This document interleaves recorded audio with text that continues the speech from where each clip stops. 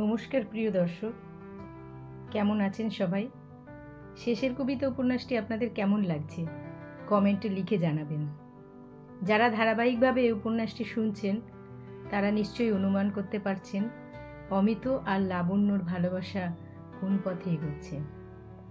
আপনারা নিশ্চিত হয়ে যাবেন আজকে আমি পঞ্চদশ আর ষোড়শ অধ্যায় আপনাদের পাঠ করে শোনাব। তার আগে একটু বলে রাখি, আগের অধ্যায়তে আমরা জানতে পেরেছি কুমার মুখুজ্জে নামে এক ব্যক্তি অমিতদের পরিচিত। সেও শিলংয়ে এসেছিল হাওয়া বদল করতে। সে অমিত আর লাবণ্যর সম্পর্কে বিভিন্ন রকম তথ্য নিয়ে সেই তথ্যগুলি কলকাতায় গিয়ে অতিরঞ্জিতভাবে সবাইকে জানিয়েছে। তো সেই সব শুনে অমিতর বোন সিসি আর তার বন্ধু কেটি দুজনে লাবণ্যের হাত থেকে অমিতকে বাঁচানোর জন্য শিলংয়ে ছুটে এসছে। এইখানে শুরু হচ্ছে পঞ্চদশ অধ্যায়, নাম ব্যাঘাত। দুই সখী যোগমায়ার বাগানের বাইরের দরজা পার করে চাকরদের কাউকে দেখতে পেলে না। গাড়ি বারান্দায় এসে চোখে পড়ল বাড়ির রোয়াকে একটি ছোট্ট টেবিল পেতে একজন শিক্ষয়িত্রী ও ছাত্রীতে মিলে পড়া চলছে। বুঝতে বাকি রইল না এরই মধ্যে বড়টি লাবণ্য। কেটি টকটক করে উপরে উঠে ইংরেজিতে বলল, দুঃখিত। লাবণ্য চৌকি ছেড়ে উঠে বলল, কাকে চান আপনারা? কেটি এক মুহূর্তে লাবণ্যর আপাদমস্তকে দৃষ্টিটাকে প্রখর ঝাঁটার মতো দ্রুত বুলিয়ে নিয়ে বললে, মিস্টার অমিত রায়ে এখানে এসেছেন কি না খবর নিতে এলুম। লাবণ্য হঠাৎ বুঝতেই পারল না অমিত রায় কোন জাতের জীব। বললে, তাকে তো আমরা চিনি নে। অমনি দুই সখীতে একটা বিদ্যুৎ চকিত চোখ ঠাড়াঠাড়ি হয়ে গেল। মুখে পড়ল একটা আর হাসির রেখা। কেটি ঝাঁঝিয়ে উঠে মাথা নাড়া দিয়ে বললে, আমরা তো জানি এ বাড়িতে তার যাওয়া আসা আছে। Oftener than is good for him. ভাব দেখে লাবণ্য চমকে উঠলে। বুঝলে এরা কে আর ও কি ভুলটাই না করেছে। অপ্রস্তুত হয়ে বললে, কর্তামাকে ডেকে দিই, তার কাছে খবর পাবেন। লাবণ্য চলে গেলেই সুরমাকে কেটি সংক্ষেপে জিজ্ঞেস করলে, তোমার টিচার? সুরমা বলল, হ্যাঁ। কেটি বলছে, নাম বুঝি লাবণ্য? সুরমা বলল, হ্যাঁ। কেটি আবার বলছে, গট ম্যাচেস? হঠাৎ দেশলাইয়ের প্রয়োজন আন্দাজ করতে না পেরে সুরমা কথার মানেই বুঝল না। মুখের দিকে তাকিয়ে রইল। কেটি বলল, দেশলাই। সুরমা দেশলাইয়ের বাক্স নিয়ে এলো। কেটি সিগারেট ধরিয়ে টানতে টানতে সুরমাকে জিজ্ঞেস করলে, ইংরেজি পড়ো? সুরমা স্বীকৃতিসূচক মাথা নেড়েই ঘরের দিকে দ্রুত চলে গেল। কেটি বললে, গভর্নেসের কাছে মেয়েটা আর যাই শিখুক, ম্যানার্স শেখেনি। তারপরে দুই সখীতে টিপ্পনি চলল, ফেমাস লাবণ্য, ডিলিশিয়াস। শিলং পাহাড়টাকে ভলক্যানো বানিয়ে তুলেছে। ভূমিকম্পে অমিটের হৃদয় ডাঙায় ফাটল ধরিয়ে দিলে এধার থেকে ওধার। সিলি, মেন আর ফানি। সিসি উচ্চস্বরে হেসে উঠল। এই হাসিতে ঔদার্য ছিল, কেননা পুরুষ মানুষ নির্বোধ বলে সিসির পক্ষে আক্ষেপের কারণ ঘটেনি। সে তো পাথুরে জমিতেও ভূমিকম্প ঘটিয়েছে, দিয়েছে একেবারে চৌচির করে। কিন্তু এ কি সৃষ্টি ছাড়া ব্যাপার! একদিকে কেটির মতো মেয়ে আর অন্যদিকে ওই অদ্ভুত ধরনের কাপড় পরা গভর্নেস। মুখে মাখন দিলে গলে না, যেন একতাল ভিজে ন্যাকড়া। কাছে বসলে মনটাতে বাদলার বিস্কুটের মতো ছাতা পড়ে যায়। কি করে অমিট ওকে এক মোমেন্টও সহ্য করে? কেটি বলছে, সিসি, তোমার দাদার মনটা চিরদিনই উপরে পা করে হাঁটে। কোনো এক সৃষ্টি ছাড়া উল্টো বুদ্ধিতে এই মেয়েটাকেই হঠাৎ তার মনে হয়েছে অ্যাঞ্জেল। এই বলে টেবিতে অ্যালজেব্রার বইয়ের গায়ে সিগারেটটা ঠেকিয়ে রেখে কেটি ও রূপোর শিকলওয়ালা প্রসাধনের থলি বের করে মুখে একটুখানি পাউডার লাগালে। অঞ্জনের পেন্সিল দিয়ে ভুরুর রেখাটা একটু ফুটিয়ে তুলল। দাদার কাণ্ডজ্ঞানহীনতায় সিসির যথেষ্ট রাগ হয় না, এমনকি ভিতরে ভিতরে, এমনকি ভিতরে ভিতরে একটু স্নেহই করে। সমস্ত রাগটা পড়ে পুরুষদের মুগ্ধ নয়ন বিহারিণী মেকি অ্যাঞ্জেলদের পরে। দাদার সম্বন্ধে সিসির এই সকৌতুক ঔদাসীন্যে কেটির ধৈর্য ভঙ্গ হলো। খুব করে ঝাঁকানি দিতে ইচ্ছে করে। এমন সময় সাদা গরদের শাড়ি পরে যোগমায়া বেরিয়ে এলেন। লাবণ্য এলো না।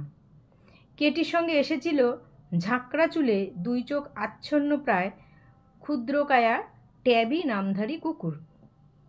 সে একবার ঘ্রাণের দ্বারা লাবণ্য ও সুরমার পরিচয় গ্রহণ করেছে। যোগমায়াকে দেখে হঠাৎ কুকুরটার মনে কিছু উৎসাহ জন্মালো। তাড়াতাড়ি গিয়ে সামনের 2 পা দিয়ে যোগমায়ার নির্মল শাড়ির উপর পঙ্কিল স্বাক্ষর অঙ্কিত করে কৃত্রিম প্রীতি জ্ঞাপন করলে। সিসি তার ঘাত ধরে টেনে এনে কেটির কাছে বসালে। তার নাকের উপর তর্জনী তাড়ন করলে বললে, নটি ডগ। কেটি চৌকি থেকে উঠল না। সিগারেট টানতে টানতে অত্যন্ত নির্লিপ্ত আরভাবে একটু ঘাড় বেঁকিয়ে যোগমায়াকে নিরীক্ষণ করতে লাগলো। যোগমায়ার পরে তার আক্রোশ বোধ করি লাবণ্যর চেয়েও বেশি। ওর ধারণা লাবণ্যর ইতিহাসে একটা খুঁত আছে। যোগমায়াই মাসি সেজে অমিতর হাতে তাকে গুছিয়ে দেবার কৌশল করছে। পুরুষ মানুষকে ঠকাতে অধিক বুদ্ধির দরকার পড়ে না। বিধাতার স্বহস্তে তৈরি ঠুলি তাদের 2 চোখে পড়ানো। সিসি সামনে এসে যোগমায়াকে নমস্কারের একটু আভাস দিয়ে বললে, আমি সিসি, অমির বোন। যোগমায়া একটু হেসে বললেন, অমি আমাকে মাসি বলে, সেই সম্পর্কে আমি তোমারও মাসি হই মা। কেটির রকম দেখে যোগমায়া তাকে লক্ষ্যই করল না। সিসিকে বললেন, এসো মা, ঘরে বসবে, এসো। সিসি বললে, সময় নেই, কেবল খবর নিতে এসেছি অমি এসেছে কি না। যোগমায়া বললেন, এখনও আসেনি। সিসি বলল, কখন আসবেন জানেন? যোগমায়া বলছে, ঠিক বলতে পারি নে। আচ্ছা, আমি জিজ্ঞেস করে আসি গে। কেটি তার স্বস্থানে বসেই তীব্র স্বরে বলে উঠল, যে মাস্টারনি এখানে বসে পড়াচ্ছিল সে তো ভান করল অমিতকে সে কোনো কালেই জানে না। যোগমায় ধাঁধা লাগলো। বুঝলেন কোথাও একটা গোল আছে। এও বুঝলেন এদের কাছে মান রাখা শক্ত হবে। এক মুহূর্তে মাসিত্ব পরিহার করে বললেন, শুনেছি অমিতবাবু আপনাদের হোটেলেই থাকেন, তার খবর আপনাদেরই জানা আছে। কেটি বেশ একটু স্পষ্ট করেই হাসলে। তাকে ভাষায় বললে বোঝায়, লুকোতে পারো, ফাঁকি দিতে পারবে না। আসল কথা, গোড়াতেই লাবণ্যকে দেখে এবং অমিকে সে চেনে না শুনে কেটি মনে মনে আগুন হয়ে আছে। কিন্তু সিসির মনে আশঙ্কা আছে মাত্র, জ্বালা নেই। যোগমায়ার সুন্দর মুখের গাম্ভীর্য তার মনকে টেনেছিল। তাই যখন দেখলে কেটি তাকে স্পষ্ট অবজ্ঞা দেখিয়ে চৌকি ছাড়ল না, তার মনে কেমন সংকোচ লাগলো। অথচ কোনো বিষয়ে কেটির বিরুদ্ধে যেতে সাহস হয় না, কেননা কেটি ডিসিশন দমন করতে ক্ষিপ্রহস্ত। একটুও সে বিরোধ সয় না, কর্কশ ব্যবহারে তার কোনো সংকোচ নেই। অধিকাংশ মানুষই ভীরু, অকুণ্ঠিত দুর্ব্যবহারের কাছে তারা হার মানে। নিজের অজস্র কঠোরতায় কেটির একটা গর্ব আছে, যাকে সে মিষ্টমুখ ভালো মানুষই বলে। বন্ধুদের মধ্যে তার কোনো লক্ষণ দেখলে তাকে সে অস্থির করে তোলে। রূঢ়তাকে সে অকপটতা বলে বড়াই করে। এই রূঢ়তার আঘাতে যারা সংকুচিত তারা কোনো মতে কেটিকে প্রসন্ন রাখতে পেলে আরাম পায়। সিসি সেই দলের। সে কেটিকে মনে মনে যতই ভয় করে ততই তার নকল করে। দেখাতে যায় সে দুর্বল নয়, সবসময় পেরে ওঠে না।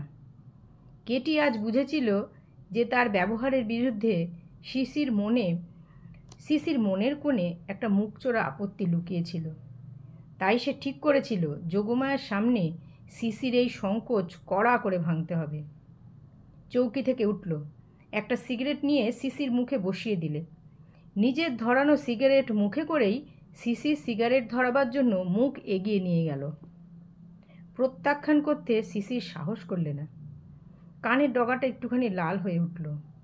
তবু জোর করে এমনি ভাব দেখালে যেন তাদের হাল পাশ্চাত্তিকতায় যাদের ভ্রু এতটুকু কুঞ্চিত হবে তাদের মুখের ওপর ও তুড়ি মারতে প্রস্তুত। That much for it. ঠিক সেই সময়টাতে অমিত এসে উপস্থিত। মেয়েরা তো অবাক। হোটেল থেকে যখন সে বেরিয়ে এলো, মাথায় ছিল ফেল্ট হ্যাট, গায়ে ছিল বিলেতি কুর্তা। এখানে দেখা যাচ্ছে পরনে তার ধুতি আর শাল। এই বেশান্তরের আড্ডা ছিল তার সেই কুটিরে। সেইখানেই আছে একটি বইয়ের সেলফ, একটি কাপড়ের তোরঙ্গ আর যোগমায়ার দেওয়া একটি আরাম কেদারা। হোটেল থেকে মধ্যাহ্নভোজন সেরে এইখানেই সে আশ্রয় নেয়। আজকাল লাবণ্য শাসন করা। সুরমাকে পড়ানোর সময়ে মাঝখানটাতে জলপ্রপাত বা কমলালেবুর সন্ধানে কাউকে প্রবেশ করতে দেওয়া হয় না।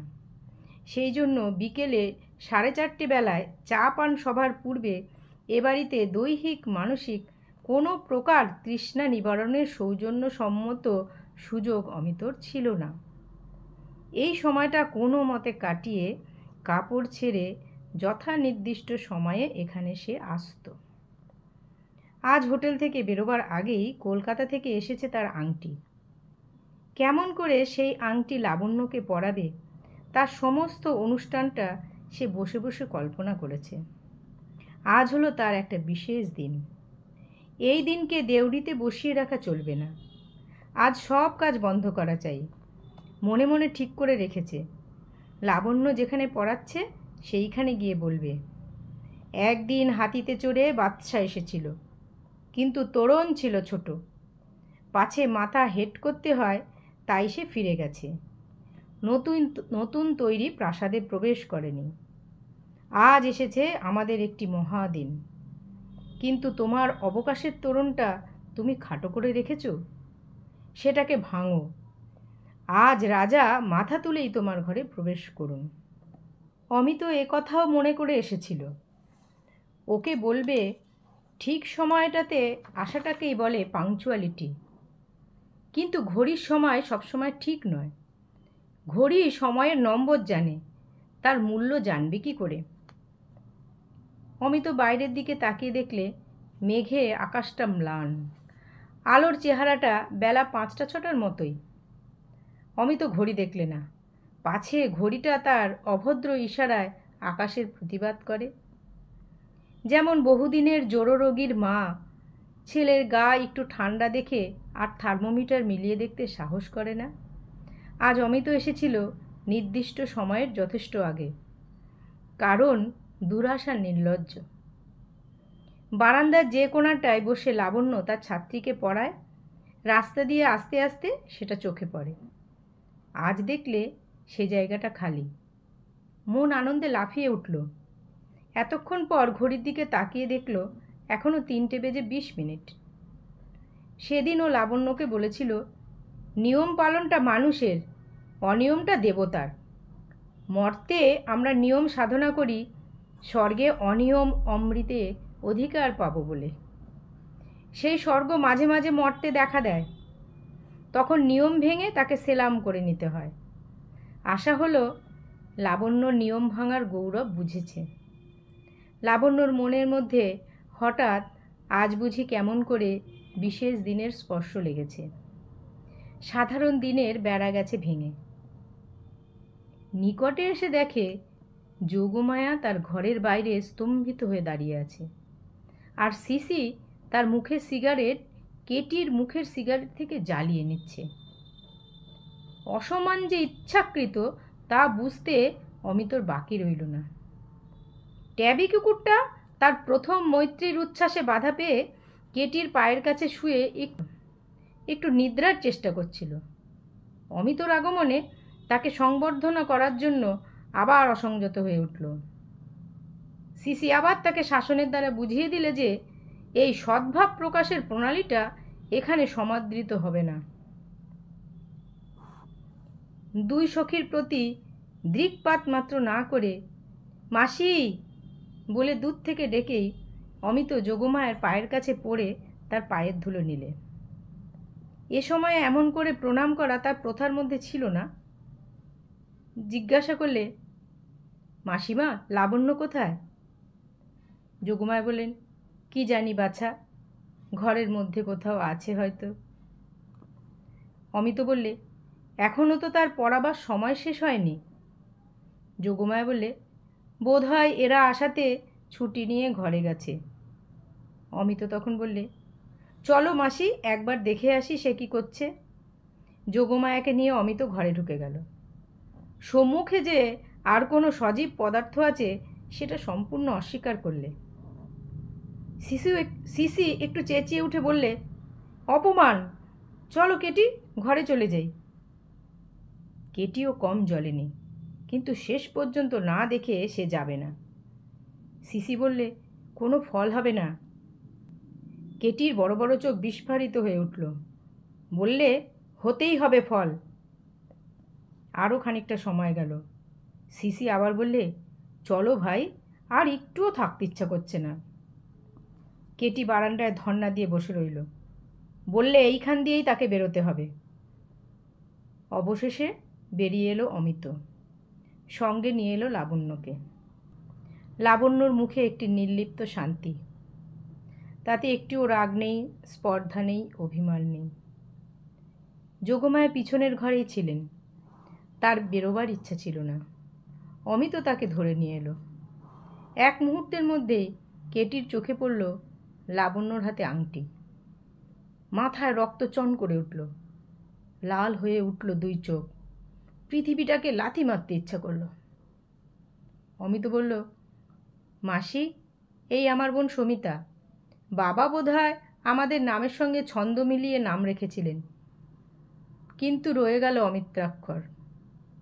ইনি কেতকী, আমার বোনের বন্ধু। ইতিমধ্যে আর এক উপদ্রব।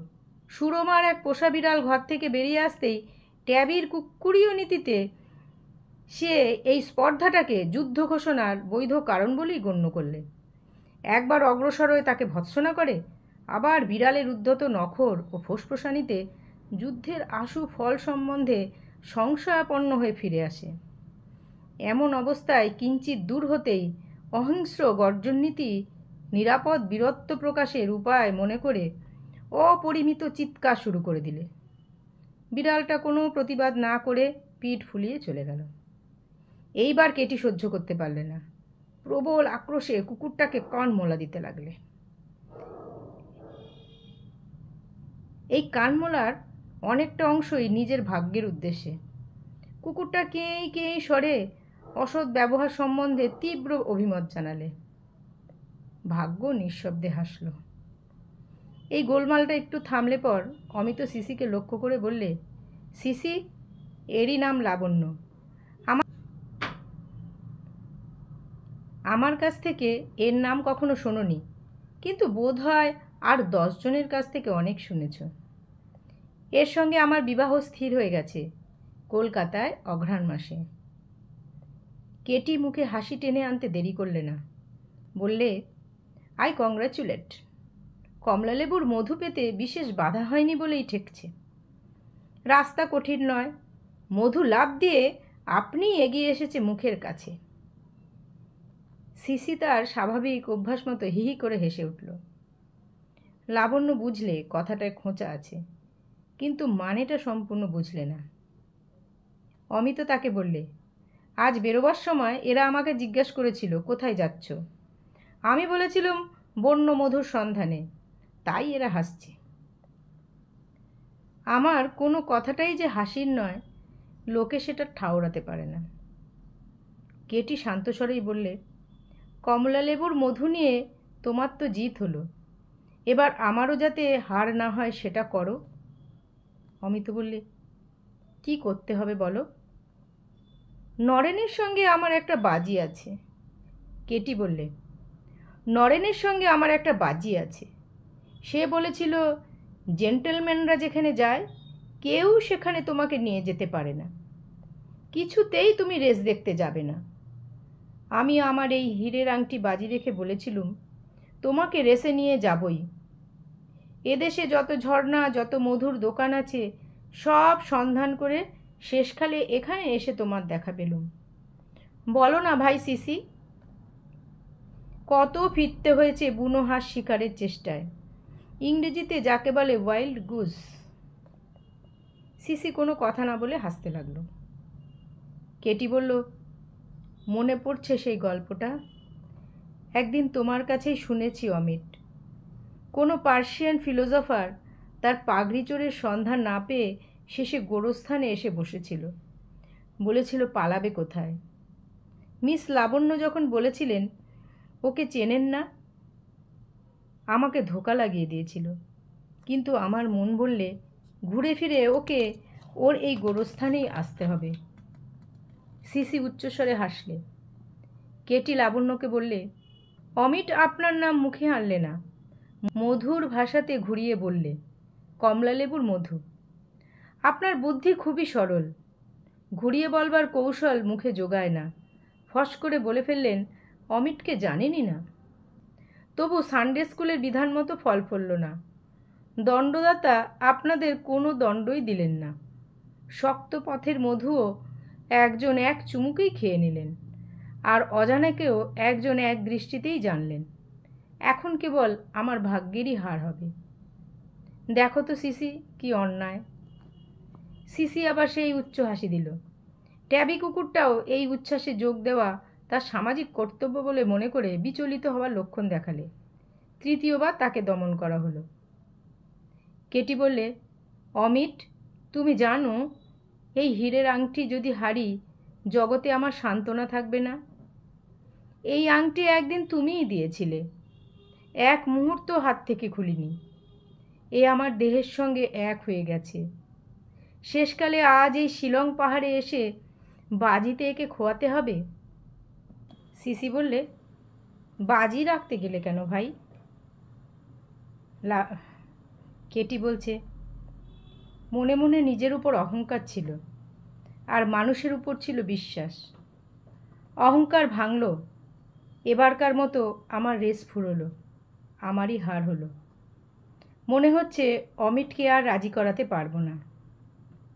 তা এমন অদ্ভুত করেই যদি হারাবে, সেদিন এত আদরে আংটি দিয়েছিলে কেন? সে দেওয়ার মধ্যে কি কোনো বাঁধন ছিল না? এই দেওয়ার মধ্যে কি কথা ছিল না যে আমার অপমান কোনোদিন তুমি ঘটতে দেবে না? বলতে বলতে কেটির গলা ধরে এলো। অনেক কষ্টে চোখের জল সামনে নিলে। আজ 7 বছর হয়ে গেল। কেটির তখন বয়স 18। সেদিন এই আংটি অমিত নিজের আঙুল থেকে খুলে ওকে পরিয়ে দিয়েছিল। তখন ওরা দুজনে ছিল ইংল্যান্ডে। অক্সফোর্ডে একজন পাঞ্জাবি যুবক ছিল কেটির প্রণয় মুগ্ধ। সেদিন আপোষে অমিত সেই পাঞ্জাবির সঙ্গে নদীতে বাজ খেলেছিল। অমিতরই হলো জিত। জুন মাসের জ্যোৎস্নায় সমস্ত আকাশ যেন কথা বলে উঠেছিল। মাঠে মাঠে ফুলের প্রচুর বৈচিত্র্যে ধরণী তার ধৈর্য হারিয়ে ফেলেছে। সেই ক্ষণে অমিত কেটির হাতে আংটি পরিয়ে দিলে। তার মধ্যে অনেক কথাই ছিল উজ্জ্ব, কিন্তু কোনো কথাই গোপন ছিল না। সেদিন কেটির মুখে প্রসাধনের প্রলেপ লাগেনি। তার হাসিটি ছিল সহজ। ভাবের আবেগে তার মুখ রক্তিম হতে বাধা পেত না।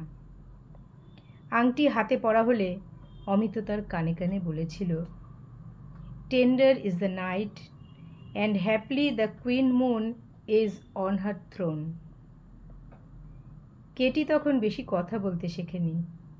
দীর্ঘ নিঃশ্বাস ফেলে কেবল যেন মনে মনে বলেছিল, মন আমি, ফরাসি ভাষায় যার মানে হচ্ছে বধূ। আজ অমিতর মুখেও জবাব বেঁধে গেল। ভেবে পেল না কি বলবে। কেটি বললে, বাজিতে যদি হারলুম, তবে আমার এই চিরদিনের হারের চিহ্ন তোমার কাছেই থাক অমিট। আমার হাতে রেখে একে আমি মিথ্যে কথা বলতে দেব না। এই বলে আংটি খুলে টেবিলের ওপর রেখেই দ্রুত বেগে চলে গেল। এনামেল করা মুখের উপর দিয়ে দরদর করে চোখের জল গড়িয়ে পড়তে লাগলো।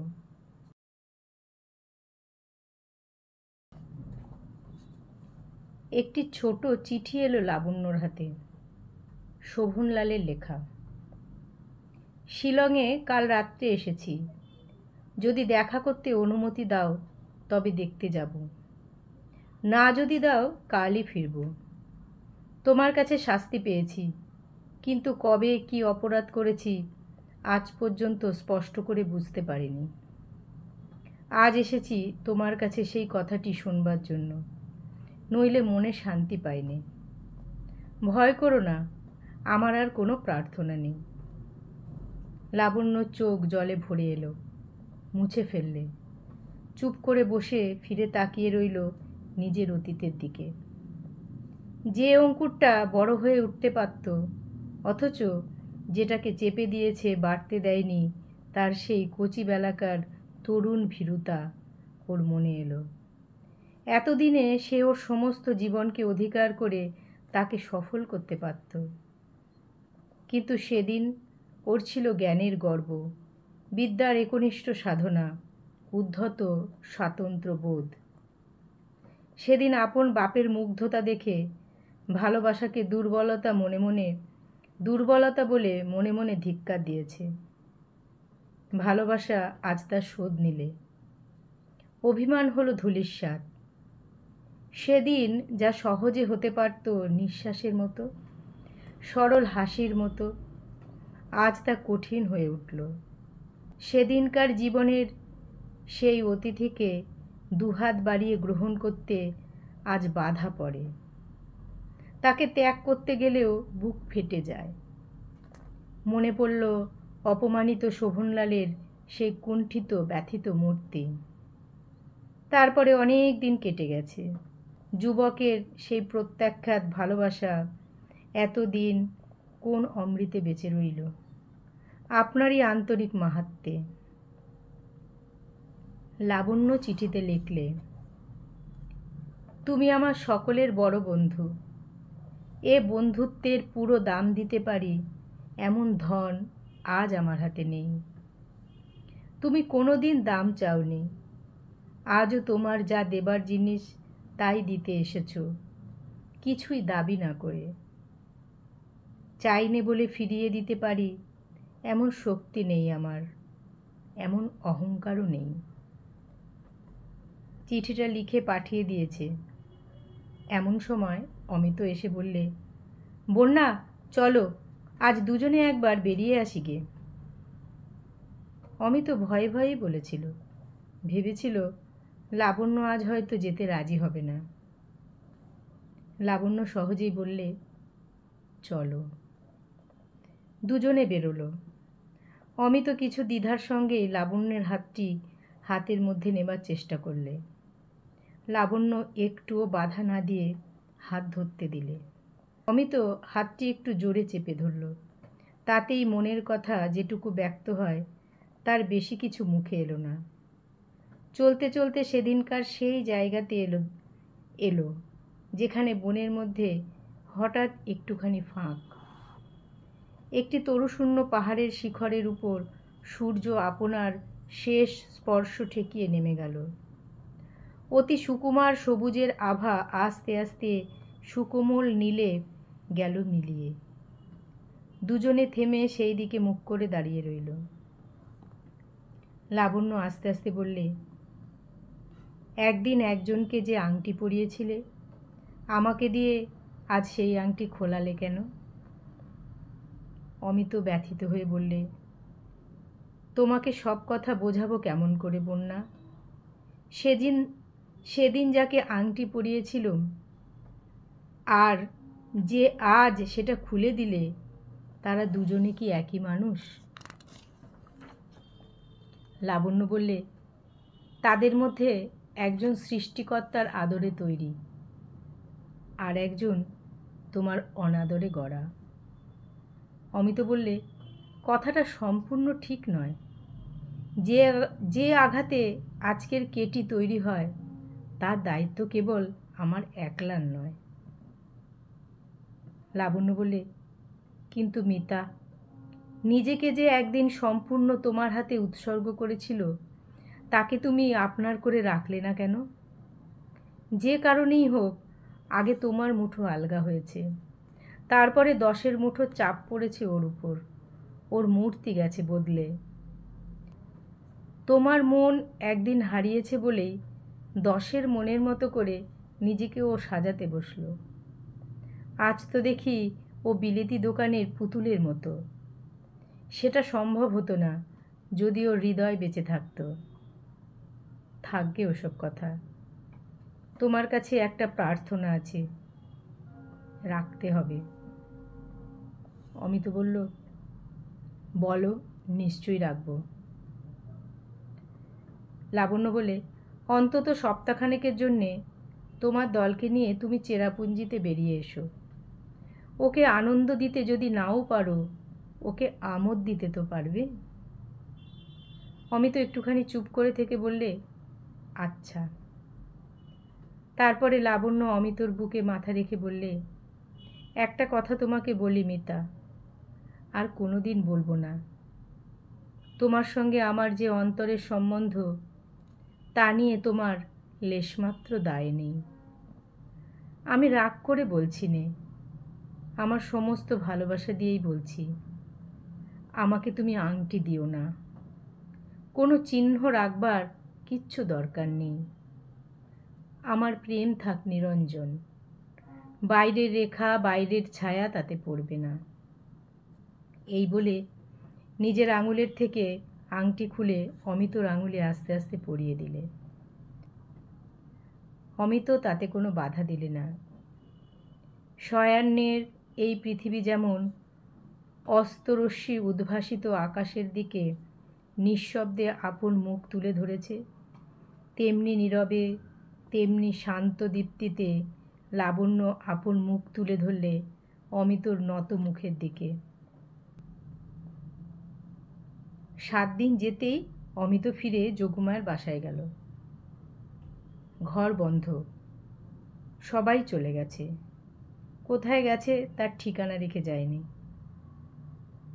সেই ইউক্যালিপটাস গাছের তলায় অমিত এসে দাঁড়ালো। খানিকক্ষণ ধরে শূন্য মনে সেইখানে ঘুরে বেড়ালো।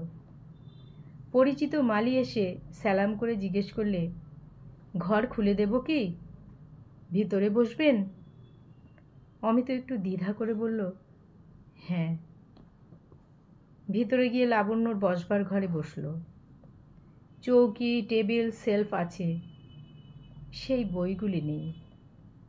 মেঝের উপর 2-1টা ছেঁড়া শূন্য লেফাফা, তার উপরে অজানা হাতের অক্ষরে লাবণ্যর নাম ও ঠিকানা লেখা 2-4টে ব্যবহার করা পরিত্যক্ত নিব এবং ক্ষয়প্রাপ্ত একটি অতি ছোট পেন্সিল টেবিলের ওপরে।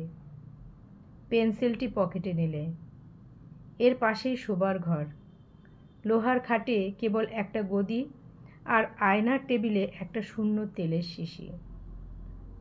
2 হাতে মাথা রেখে অমিত সেই গদির উপর শুয়ে পড়ল।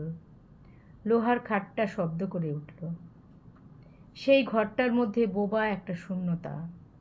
তাকে প্রশ্ন করলে কোনো কথাই বলতে পারলে না। সে একটা মূর্ছা, যে মূর্ছা কোনোদিনই আর ভাঙবে না। তারপরে শরীর মনের উপর একটা নিরুদ্যমের বোঝা বহন করে অমিত গেল নিজের কুটিরে। যা যেমন রেখে গিয়েছিল তেমনি সব আছে, এমনকি যোগমায়া তার কেদারাটিও ফিরিয়ে নিয়ে যায়নি। বুঝলে, তিনি স্নেহ করেই এই চৌকিটি তাকে দিয়ে গেছেন। মনে হলো যেন শুনতে পেলে শান্ত মধুস্বরে তার সেই আহ্বান, বাছা। এই চৌকির সামনে মাথা লুটিয়ে অমিত প্রণাম করলে। সমস্ত শিলং পাহাড়ের স্ত্রী আজ চলে গেছে। অমিত কোথাও আর সান্ত্বনা পেল না।